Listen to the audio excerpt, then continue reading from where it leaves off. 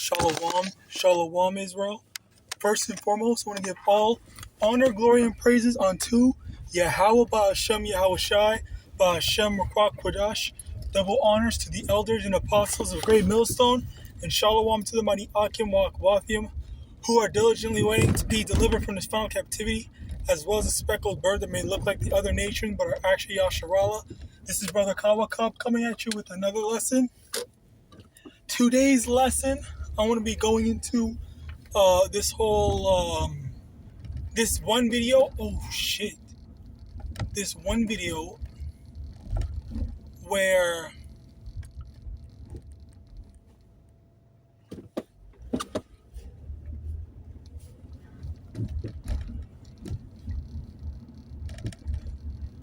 alright, Slack it.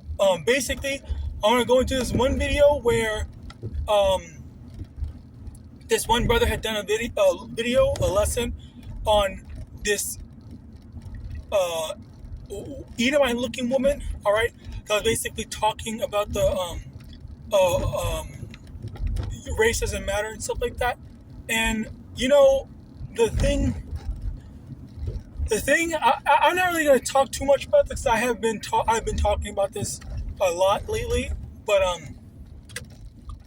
basically the thing that I just want to kind of examine is that there are definitely people that I guess acknowledge who the real Israelites are. And I think that this goes into a part of who the Lord is dealing with. And you can see, all right, now 2 Thessalonians 2 verse 11, roughly paraphrasing, it's going to say that the Lord put on them a strong delusion that they should believe a lie. And the thing about that is how, in general, you need to have the eyes to be able to see something. You have to have the eyes to say, okay, like this is what's actually going on. Like I can see through the lies, I can see through all the stuff. All right, you can say, oh, well, something looks like this, but you recognize the patterns. All right, you recognize the patterns. The Lord gave you the eyes to be able to see past the illusion. All right, that's basically what separates us from your average person and whatnot. So as a result of that, I see that there are some people that are starting to notice and say, okay, yeah, so-called black people, blacks, Hispanics, and Native Americans are the Israelites, whatever and whatnot. But another aspect to that, I believe, another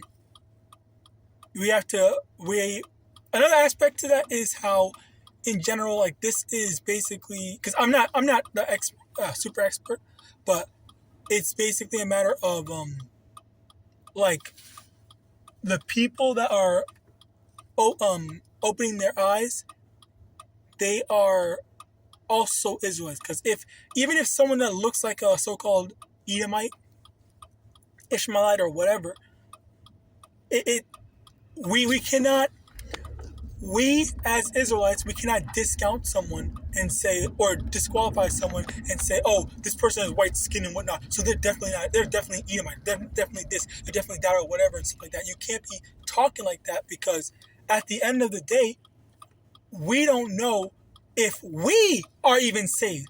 Despite doing lessons or whatever, as the scripture says, it was in Matthew 24, I believe it's verse 13. I could be wrong, don't quote me on that. But it said, he that shall endure unto the end, the same shall be saved. So if we, following Yahawadah, just say, you know what, this is too much for me, I'm just gonna go back into the world, I'm gonna do whatever I want and stuff like that. I'm not gonna keep doing this walk and whatnot. Like it's too much. It's getting to be too much. And then in life, it's just like, okay, well, yes, life is hard, but the scripture said, "He that shall endure to the end." And we see all the prophecies coming to pass. We see all the prophecy coming to pass, and again, our people are just so I don't know, they're so impatient that just like, okay, well, forget it. I'm not gonna go and do all that stuff. I'm just gonna give up here. I'll wait. I'll wait 100 years, or I don't need to worry about that because the Lord's not gonna come in my time. By the time during the time that I'm alive, so I can just go be a demon. I can do whatever I want. So as a result of that, Slocky, if I'm getting off track, but my main thing is just that it goes into a lot of it where our people, they are so carnally minded that they can't. And the crazy thing about being carnally minded is that we're all suffering. Even Edomite, there are even Edomites that are suffering, or Edomite-looking people that are also suffering financially due to the economy.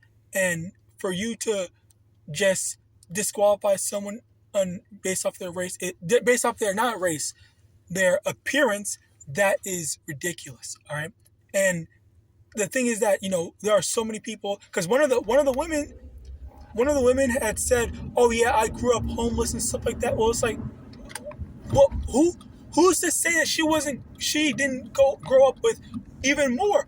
All right, is her father a part in her life? Is this or all the other stuff happening to her and whatnot? Like, we have to examine things, and that's the thing, because I had done research. I've done research, and I searched up the Ainu, all right, and basically what my research found, what an article I read, they basically said it was so fascinating how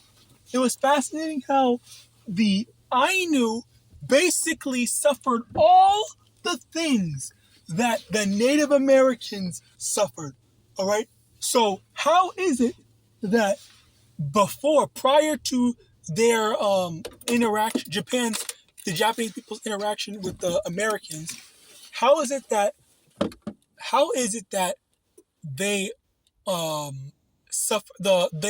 they treated the Ainu the exact same way? All right, and the answer to that is that it's through the spirit. Right? It's through the spirit that certain people experience things despite what they look like, despite where they were born and whatnot. Okay, because someone might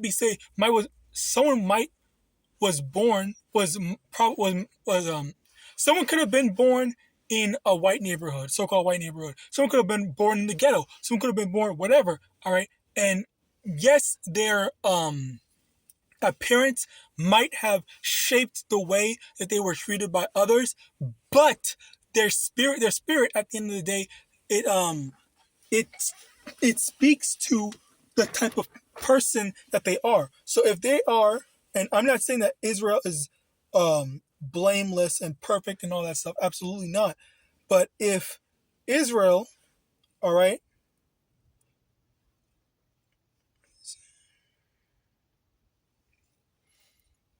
Romans chapter 8, if I can get it.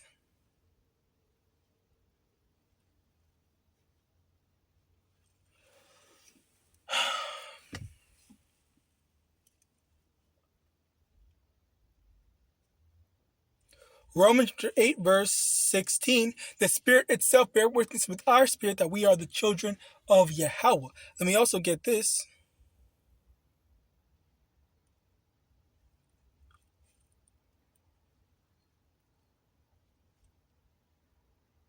First John chapter 4, verse 1, beloved, believe not every spirit, but try the spirits, whether they are of Yahawah, because many false prophets are gone out into the world.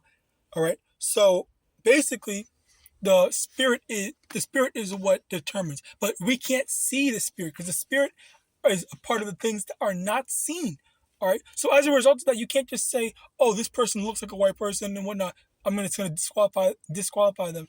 And the thing about that is that I seeing that Edomite looking woman,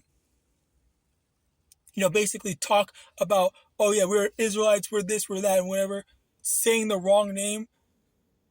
That doesn't mean specifically, that doesn't mean definitively, oh, yeah, she's an Israelite, or it doesn't mean definitively, oh, she's not an Israelite. No, because I think just the simple fact that I guess she has a zeal, number one. Well, not one simple fact, but multiple factors. The first factor being the zeal. Second factor, basically the acknowledgement. I think people have a hard time verbally acknowledging certain things. Like so for example, whenever you talk to someone about, oh yeah, this is the Israelites, and you show them proof and stuff like that, or if you ever seen a camp video where these brothers debate with people, with your average person and whatnot, and then they introduce being an Israelite to them, it's like the people is like, oh yeah, well, I don't believe that. I don't care. I'm gonna, even though they don't know anything about the Bible, they're just gonna completely disqualify the proof, the scriptures, the verses, everything that was shown to them. They're gonna say, oh no, I don't believe that. I'm just gonna keep on doing my own thing. I'm gonna keep on doing whatever. Like, I don't care. This, that, and the third. It's like they hate proof, even though they're shown like, okay, 1 + 1 = 2. But no, I was told 1 + 1 = 3, so I'm gonna keep on believing that. I don't care. You're hateful. You're this and you're that, or whatever. It's like that, saying all manner of accusation. All right. Yet at the end of the day, oh, it's still our fault for any offense. It's still our fault that we're just reading out of the scriptures. The scriptures say something very clearly, but you just don't want to listen, or you don't like what you hear, what you see, even though it's the truth. All right. And that's the thing, people hate truth. Okay. People, oh yeah, I'm gonna stop. But with that, I pray this lesson was edifying. I want to give all honor, glory, and praise unto YAHAWAH, Hashem, Yahawashi, Hashem, Rakwak, Double honors to the elders and apostles, great millstone, Abba, and Shalom.